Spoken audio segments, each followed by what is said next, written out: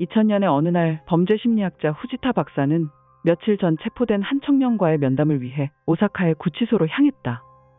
면담 장소에서 그를 기다리고 있던 청년 야마지 유키오는 곱상한 외모에 아직 앳된 남자였다.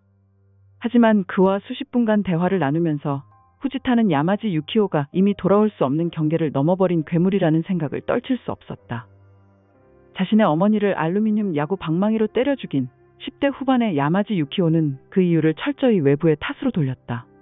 그는 어린 시절 알코올 중독자인 아버지로부터 상습적인 폭행을 당해왔고 자신이 살해한 어머니도 그 폭력에 동참해왔다고 주장했다. 그리고 아버지가 간경변으로 죽은 후에는 더욱 가세가 기울어 항상 빚에 쪼들려야 했고 그 빚을 갚기 위해 자신은 대학 진학도 포기하고 일을 해야만 했다고 말했다.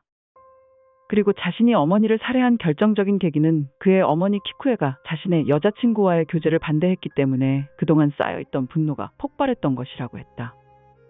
피해자는 죽어서 없었던 데다 사건도 해결되었기 때문인지 경찰에서도 야마지 유키오의 이런 자백을 그대로 수용해주는 분위기였다. 하지만 후지타 박사는 상담을 하면서 보인 야마지 유키오의 태도에서 심상치 않은 점들을 발견했다. 유키오는 자신의 범행 동기에 대해서는 유년 시절의 일들까지 들추며 상세한 일화들을 이야기해 주었지만 어머니와의 사이에서 좋았던 일들은 없었느냐는 질문이나 살해 직후에 심경을 묻는 질문에는 답변을 회피하는 눈치였다. 그리고 아무리 오랜 시간 나쁜 감정이 쌓였더라도 친모에 대한 미안함은 어느 정도 가질 수도 있을 법한데 이 유키오라는 청년은 어머니에 대한 죄의식을 전혀 갖고 있지 않는 것으로 보였다. 또한 가정생활이 아닌 그의 사회생활이나 다른 강력범죄 사건들에 대한 이야기들을 나누어 보면 유키오는 매우 반사회적인 인물이었다. 후지타 박사는 야마지 유키오와의 상담을 3번에 걸쳐 마친 후 보고서에 그를 갱생 가능성이 낮은 위험인물이라고 기록했다. 하지만 불우한 유년 시절과 지속된 가난, 어머니의 폭언 등을 범죄의 원인으로 주장했던 유키오는 동정표를 받고 불과 3년 만에 출소하게 된다. 후지타 박사는 이때에도 반대 의견을 표했지만 받아들여지지 않았다. 그리고 그로부터 2년 후 두 자매가 더 희생되고 나서야 후지타의 생각이 옳았음이 드러난다. 2005년 11월 새벽, 식당에서 일을 마치고 귀가하던 27세의 여성 우에하라 아스카는 집까지 따라 들어온 한 괴한에게 한쪽 가슴을 찔린 뒤 겁탈까지 당한다.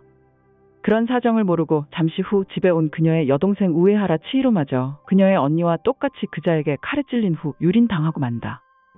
남자는 잠시 후 아직 숨이 붙어있던 두 자매를 연달아 한 번씩 더 찌르고 유유히 집 밖으로 나섰다. 한 달이 채 지나기 전에 경찰은 이 살인사건의 범인을 잡았는데 그가 바로 야마지 유키오였던 것이다.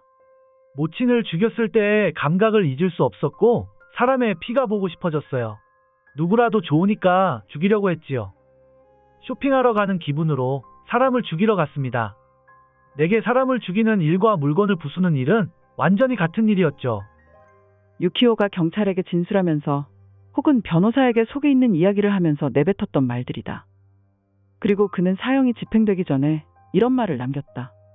나 같은 건 태어나지 않는 편이 좋았을 거예요.